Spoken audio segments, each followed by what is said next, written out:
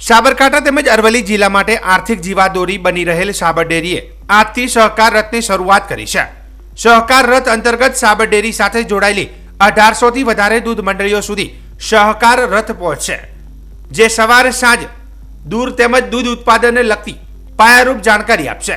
સાથોસાથ સાબરકાંઠા જિલ્લા સહિત અરવલ્લી જિલ્લામાં સાબર ડેરીની સ્થાપનાથી લઈને આજ દિન સુધી થયેલા વિકાસની જાણકારી આપશે, તેમજ પશુપાલકો દીઠ હાલના સમયમાં પ્રતિ પશુ દીઠ દૂધ ઉત્પાદન પ્રાપ્ત થઈ રહ્યું છે, જે આગામી સમયમાં વૈજ્ઞાનિક ટેકનોલોજી તેમજ વૈજ્ઞાનિક પદ્ધતિના અનુસરણથી પશુ દીઠ 15 લીટર જેટલું દૂધ ઉત્પાદન થાય તે દિશામાં પ્રયાસ હાથ ધરાયો છે। હાલમાં સાબરકાંઠા તેમજ અરવલ્લી જિલ્લાની મોટાભાગની દૂધ મંડળીઓને દિન પ્રતિદિન દીઠ દૂધ ઉત્પાદન ઘટી રહેલ છે, ત્યારે તેને વધારવા માટેનો આવો ગુજરાતભરમાં સૌ પ્રથમ વખત સાબર ડેરીએ દ્વારા પ્રયાસ હાથ ધરાયો છે। આગામી સમયમાં પશુપાલકો માટે ફાયદેમંદ સાબિત થશે તે નક્કી છે। ત્યારે આ તબક્કે અન્ન પુરવઠા મંત્રી ભીખુસિંહ પરમારે જણાવ્યું હતું કે ભારત સરકાર દ્વારા આંતરરાષ્ટ્રીય સહકાર વર્ષ ઉજવાઈ રહ્યું છે, જે અંતર્ગત સાબર ડેરીથી સહકાર રથનું પ્રસ્થાન કરાયું છે। ત્યારે સાબરકાંઠા તેમજ અરવલ્લી જિલ્લાની મોટાભાગની તમામ દૂધ મંડળીઓમાં વૈજ્ઞાનિક ઢબે પશુપાલન કરવાની પદ્ધતિ જણાવશે। જો કે સાબર ડેરી દ્વારા કરાયેલા પ્રયાસ આગામી સમયમાં પશુપાલકો માટે ફાયદારૂપ બની રહેશે। સહકાર વર્ષ ઉજવાઈ રહ્યું છે, એના ભાગરૂપે આજે સાબર ડેરી ખાતે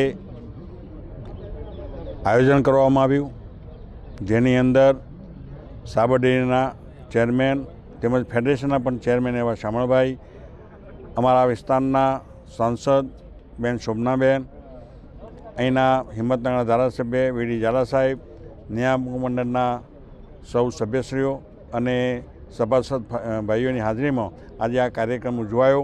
સાથે સાથે સૌ પ્રથમ એવું આયોજન કરવામાં આવ્યું છે કે આજે સહકાર રથ અહીંથી પ્રસ્થાન કરવામાં આવ્યો છે અને એ સહકાર રથ ગામડાની તમામ મંડળીઓમાં આ ફરશે, એટલે એક સહકાર વિશેની લોકોમાં વિશેષ જાગૃતિ આવશે। અને ખાસ કરીને શામળભાઈને અભિનંદન આપું કે એમને આ ગુજરાતની અંદર પહેલી આવી પહેલ કરી છે।